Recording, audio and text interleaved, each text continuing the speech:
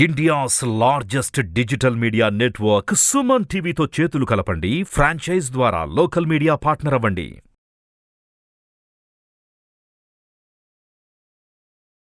నమస్తే.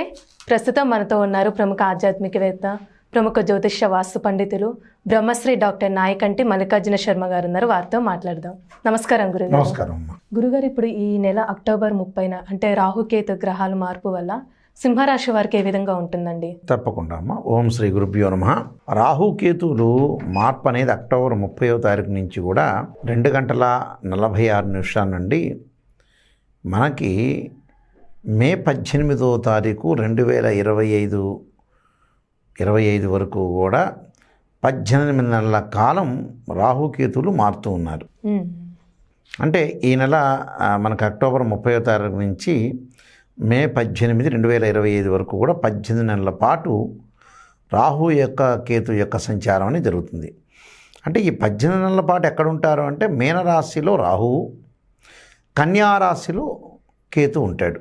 అంటే సమసప్తకాలు అంటారు, అంటే ఆపోజిట్లో ఉంటారు ఎప్పుడు కూడా వాళ్ళిద్దరు కూడా. వాళ్ళని ఛాయాగ్రహాలని, నోడల్ పాయింట్స్ అని, అలానే డ్రాగన్ హెడ్ అని రాహుని, డ్రాగన్ టైల్ అని కేతుని అంటారు. ఈ రాహు కేతువులు పరస్పరంగా ఉంటారు, ఎదురెదురుగా ఆపోజిట్గా ఉంటారు. మిగతా గ్రహాలన్నీ కూడా క్లాక్ వైజ్ డైరెక్షన్లో తిరుగుతాయి, ఇవి యాంటీ క్లాక్ వైజ్ డైరెక్షన్లో తిరుగుతుంటాయి. సింహరాశి వాళ్ళకి ఏ విధంగా ఉండబోతుంది అంటే రాహు కేతువులు ఎప్పుడూ కూడా వక్రగతిలో సంచారం అనేది జరుగుతుంటుంది. అంటే వెనక్కి వెళుతూ ఉంటుందని అర్థం. రాహు మీనరాశిలో రేవతి నక్షత్రం 4వ పాదంలో ప్రవేశం చేయటం, కేతువు కూడా చిత్తా నక్షత్రము 2వ పాదంలో ప్రవేశం జరుగుతుంటుంది. జరిగిన తర్వాత రాహుకేతువులు ఏ విధంగా ఉండబోతుంది మనకి బర్త్ చార్ట్లో మనం చూసుకుంటాం. రాహు మార్గదర్శి వచ్చిందా, కేతు మార్గదర్శి వచ్చిందా, ఏమైనా రాహువు యొక్క ప్రభావం ఎలా ఉంటుంది, కేతు యొక్క ప్రభావం ఏ విధంగా ఉండబోతుందో చూస్తూ ఉంటాం. సింహరాశి వాళ్ళకి ఏమిటంటే సింహరాశిలో జన్మించిన వ్యక్తులు ఉంటారు.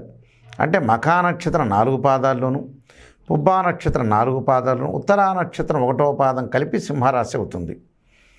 ఈ సింహరాశి వాళ్ళకి ఏ విధంగా ఉండబోతుంది, మరి రాహు ఏ స్థానంలో ఉంటే మంచిదని తెలుసుకోవాలి మనం.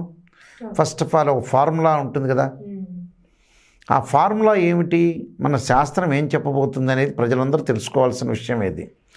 3 స్థానం కానీ, వాళ్ళ రాశి నుంచి 3వ స్థానం కానీ, 6వ స్థానంలో కానీ, 11వ స్థానంలో కానీ రాహు ఉంటే మంచివాడని శాస్త్రం చెప్పండి. ఏది కండిషను? గోచారీత్యా, మళ్ళీ జన్మలగ్నాన్ని బర్త్ చార్ట్ కాదు, గోచారీత్యా 3, 6, 11 స్థానంలో రాహు మంచివాడని, కేతువు కూడా 3, 6, 11 స్థానంలో మంచివాడు వాళ్ళ రాశి నుంచి. మిగతావి కొంత మధ్య రకంగా ఉండటం, కొంత అసలు పూర్తిగా బాగలేకపోవడం జరుగుతుంటుంది. ఇక్కడ మనం చూస్తే సింహరాశి వాళ్ళకి 2వ స్థానంలో కేతు యొక్క సంచారం, అలానే 8వ స్థానం రాహు యొక్క సంచారం. మరి 2 బాగున్నాయా అనే దాన్ని మనం అనాలిసిస్ చేస్తే 8వ స్థానం రాహు దగ్గరికి వెళ్దాం. ఫస్ట్ రాహు యొక్క కారకత్వాలు ప్రతి దానిలో కూడా మనం చెప్పుకున్నాం. రకరకాల విద్యని జూదమని, వ్యసనమని, నరదృష్టని, విదేశాలకు వెళ్ళటం, ఇవన్నీ కూడా దాని యొక్క కారకత్వాలు చాలా ఉంటాయి. కేతు జ్ఞానమని, ఇలాంటివన్నీ మనం తీర్థయాత్రలు, పుణ్యక్షేత్రాలన్నీ కూడా మన కేతు యొక్క కారకత్వాల్లో కొంత భాగం. రసాయన శాస్త్రము, కన్స్ట్రక్షను, రియల్ ఎస్టేటు, ఇవన్నీ కూడా కేతు యొక్క కారకత్వాలు. అయితే 8వ స్థానం రాహు వల్ల ఏ విధంగా ఉండబోతుంది వీళ్ళకి, సింహరాశి వాళ్ళకి? మరి 3, 6, 11 కదా నాయకంటి గారు బాగుంటాయని చెప్పారు. మరి 8వ స్థానంలో ఉండటం వల్ల నిజం ఏంటి అని ప్రజలందరూ నిజం తెలుసుకోవాలి కదా. అబద్ధపు ముసుగులో ఎన్ని సంవత్సరాలు ఉంటారు? How many days, how many years? నిజం తెలుసుకోవాలిగా. నిజం తెలుసుకోవడం సత్యం. అది అంటే the sun rises the east అంటారు, యూనివర్సల్ ట్రూత్ అంటారు యాక్చువల్గా. అంటే ఇంగ్లీష్ గ్రామర్లో ప్రజెంట్ టెన్స్లో వస్తుంది, సింపుల్ ప్రజెంట్లో నిత్య సత్యాలని ఉంటుంది. అలానే సత్యాన్ని తెలుసుకోవాలి కదా. 8వ స్థానం రాహు ఉంటే ఏం జరుగుతుంది అని అంటే జన్మలగ్నం నుంచి వేరు, ఇవన్నీ కూడా ట్రాన్సిట్ సిస్టమ్ అంటారు. కొంత 8వ స్థానం రాహు ఉంటే కొంత ఇబ్బందులు కలుగుతాయి అని అర్థం. ఇబ్బందులు అంటే ఎలాంటి ఇబ్బందులు అంటే డబ్బు పరంగా లావాదేవీలు జరిపేటప్పుడు మటుకు జాగ్రత్త వహించాలి. ఎందుకంటే ఇప్పుడు మనం ఉన్న నిజాన్ని నెగిటివ్ చెప్తే వాడు పాజిటివ్ అవుతారు అర్థం. జాగ్రత్త పడటానికి ఆస్కారం ఉంటుంది. అంటే నిజాన్ని చెప్పడం వల్ల ఇలాంటి ఫలితం వస్తుంటే వాళ్ళని సేవ్ చేసిన వాళ్ళం అవుతాం మనం. ఈ 8వ స్థానం రాహు వల్ల ఏంటంటే వ్యాపారం చేస్తున్నా, ఉద్యోగం చేస్తున్నా, స్మాల్ స్కేల్ ఇండస్ట్రీ కానీ ప్రతి విషయంలో కూడా ఎవరికైనా డబ్బులు ఇచ్చే విషయంలో జాగ్రత్త వహించాలి. అంటే మనీ ట్రాన్సాక్షన్స్ విషయంలో చాలా జాగ్రత్తగా ఉండాలి, కేర్ ఉండాలి. అంటే తన మన అనే భేదం లేదు. అంటే వాళ్ళు ఎందుకు ఉపయోగిస్తున్నారు ఏమిటి అనేది చూడాలి. అంటే ఎందుకు ఉపయోగిస్తున్నారు అంటే భార్యకి ఇవ్వచ్చా లేకపోతే పిల్లలకి ఇవ్వచ్చా, ఎవరికి ఇవ్వచ్చు అనే దానిలో కూడా వాళ్ళ యొక్క ఉపయోగాన్ని బట్టి వీళ్ళు డబ్బులు ఇవ్వాలి. అలానే ఇవ్వకూడదని చెప్పట్లే. ఇక్కడ ట్రాన్సాక్షన్ చేసేటప్పుడు ఎదుటి వాళ్ళు పరాయ వ్యక్తులు మనకి డబ్బులు రిటర్న్ ఇస్తాడా ఇవ్వడా. ఒకవేళ కొడుకే ఇచ్చాడు ఓ తండ్రి, ఇక కొడుక్కి ఇంకా రిటర్న్ ఇచ్చేది ఏముంది తండ్రికి. ఆ కొడుకు కోసమే తండ్రి బతికేది కాబట్టి ఇంక రిటర్న్ ఉండదు, దానిలో రిటర్న్ ఆశించకూడదు. అందువల్ల కొడుక్కి కూతురికి ఇచ్చినవన్నీ కూడా రిటర్న్ ఆశించే ఫలితాలు ఉండకూడదు. రిటర్న్ ఆశించాడంటే తండ్రి తప్పు అని అర్థం. ఎవరైనా లోకంలో అంతే. అంటే తండ్రి కష్టపడేదే పిల్లల గురించి కదా, అందువల్ల అది ఇంకా రిటర్న్ ఆలోచించకూడదు. అలా బయట వాళ్ళకి ఇస్తే ఆలోచించేయాలి. అందువల్ల ట్రాన్సాక్షన్ జరగకపోవటం చాలా మంచిది. ఇళ్ళు ఇలాంటివన్నీ కూడా కొనుగోలు చేసేటప్పుడు లీగల్ డాక్యుమెంట్స్ పర్ఫెక్ట్గా చూసుకోవాలి, లేదా మోసపోయే ప్రమాదం ఉంది. అలానే ఫేక్ డాక్యుమెంట్స్ విషయంలో కానీ, విదేశాలకు వెళ్ళేటప్పుడు కానీ, ఉన్నతమైన విద్యను అభ్యసించేటప్పుడు కానీ చాలా జాగ్రత్త వహించి వెళ్ళాలి. ఏదైనా ఒక వ్యాపారంలో పెట్టుబడి పెట్టేటప్పుడు క్యాపిటల్ అమౌంట్ అని ఎంతవరకు నేను పెట్టాలి, ఎంతవరకు ప్రాఫిటబుల్ ఉంటుందని చూడాలి. వీళ్ళు ఎలాంటి వ్యాపారం చేయాలంటే నూతన వ్యాపారం చేసి ప్రాఫిటబుల్ వ్యాపారం చేయాలి. ఒక గ్రోసరీ స్టోర్ ఉంది, మనం డబ్బులు ఇస్తాం, నూనె ప్యాకెట్ తీసుకుంటాం బిజినెస్ చేసేవాడు. ఒక రైస్ ఇస్తారు, డబ్బులు తీసుకుని అలాంటి బిజినెస్ చేయాలి. అంటే ఇన్స్టెంట్ మనీ చేయాలి. అంటే ఇన్స్టెంట్ అనేది ఇన్స్టెంట్గా డబ్బులు ఇవ్వాలి, ఇన్స్టెంట్గా మనం వస్తువు ఇవ్వాలి. అలా ఇచ్చే బిజినెస్ మాత్రమే చేయాలి. ఇప్పుడు వాటర్ ప్లాంటేషన్ ఉంటుంది, వాటర్ ప్లాంటేషన్ చేయొచ్చు వీళ్ళు, ఈ రాశి వాళ్ళు. ఎందుకంటే ఒక స్థలం కొంటారు, ఆ స్థలంలో బోరేస్తారు, వాళ్ళు సాగకపోతే స్థలం ఉంటుంది. అంటే అలాంటి వ్యాపార దిశలోనే ఉండాలి నూతన వ్యాపారం చేయాలని 18 నెలల పాటు కూడా. ఏదో లాస్ అయ్యే బిజినెస్ చేయకూడదు. అలానే ఉద్యోగస్తులకు కూడా వాళ్ళు ఉద్యోగం చేస్తుంటే కింద వాళ్ళకి పై విషయాలు చెప్పకూడదు. అంటే వాళ్ళ కొలీగ్స్ దగ్గర సంబంధించిన విషయాల వల్ల పై వాళ్ళకి చెప్పడం వల్ల వీళ్ళకి ముప్పు వచ్చే అవకాశం ఒకటి ఉంటుంది. సంబంధ బాంధవ్యాలు కుదురుతాయి, బంధువులతో సఖ్యతగా ఉంటారు, సంబంధాలు కలుస్తాయి, శుభ కార్యక్రమాల్లో పాల్గొంటారు, విందులు వినోదాల్లో పాల్గొనే అవకాశాలు ఎక్కువగా ఉంటాయి. అలానే ప్రతి పనిలో కూడా ముందుకు వెళ్తారు, ఆధ్యాత్మిక రంగంలో కూడా ముందుకు వెళ్తారు. అంటే టెంపుల్స్ కానీ, తీర్థయాత్రలు కానీ అన్ని రకాలుగా ముందుకు వెళ్తారు. అయితే వీళ్ళకి ఏంటంటే ఈ జాతకాలకు వచ్చేటప్పటికల్లా కొంత చదువు మీద కాన్సన్ట్రేషన్ బాగా చేయాలి విద్యార్థులు. అనవసరమైన వేరే వ్యాపకాల మీద వెళ్లకుండా చదువు మీద కాన్సన్ట్రేషన్ చేస్తే చాలా మంచిది. అదొకటి చేయాలి. అలానే బంగారు ఆభరణాలు, వజ్ర వైడూర్యాలు, దుస్తులు, ఆటోమొబైల్స్, కార్లు ఇలాంటివన్నీ కూడా కొనుగోలు చేస్తారు. కానీ ట్రాన్సాక్షన్స్ డబ్బుల పరంగా కానీ గ్రాస్పింగ్ పవర్ ఉంది కదా అని ఎతిగా మాట్లాడకూడదు. వీళ్ళు ఇబ్బంది అవుతుంది వాళ్ళకి.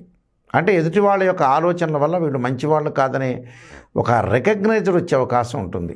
అంటే వీళ్ళకి ఏ మంచి సలహాలు వీళ్ళు ఇవ్వబోతున్నా సింహరాశి వాళ్ళు ఎదుటివాడికి ఆపోజిట్ ఉండే అవకాశం ఉంటుంది.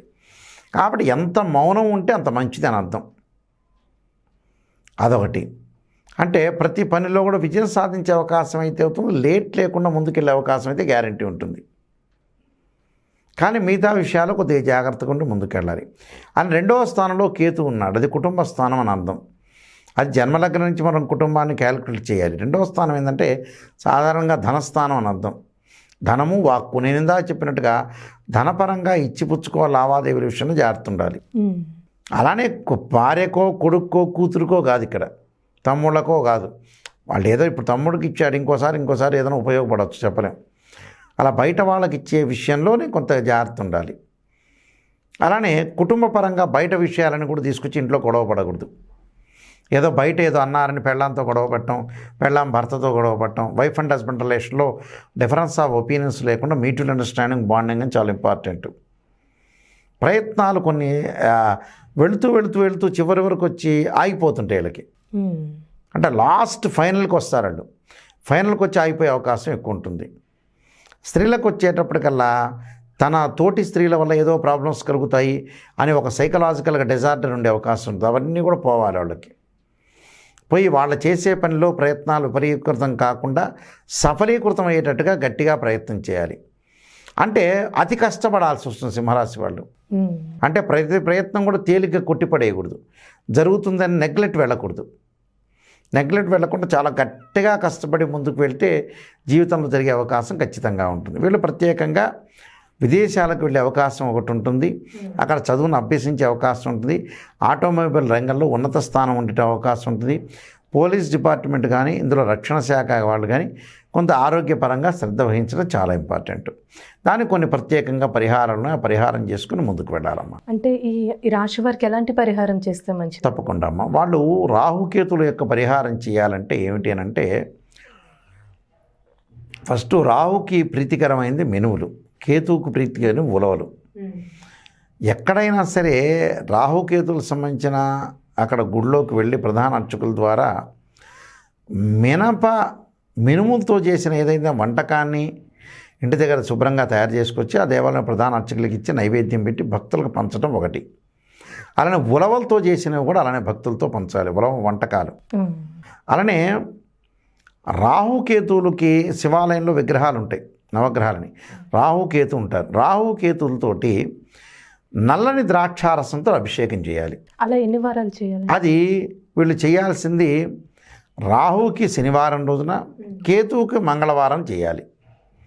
అలాగా 18 వారాల పాటు చేయాలి. అంటే 18 సార్లు రాహు, 18 సార్లు కేతు.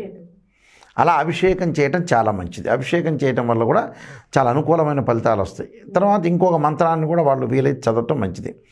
నాగరాజాయుధే పృథ్వీధరాయుధీమే తన్నో సర్ప ప్రచోదయాత్ అనే మంత్రాన్ని ఆరోగ్యాన్ని కాపాడుకోవటానికి శరీరే జర్జరీభూతే వ్యాధిగ్రస్తే కళేబరే ఔషధం జాహ్నవీతోయం వైద్యో నారాయణ హరి అనే మంత్రాన్ని కూడా చక్కగా చదువుకోవటం వల్ల ఆరోగ్యం అనేది మెరుగుపడుతుంది.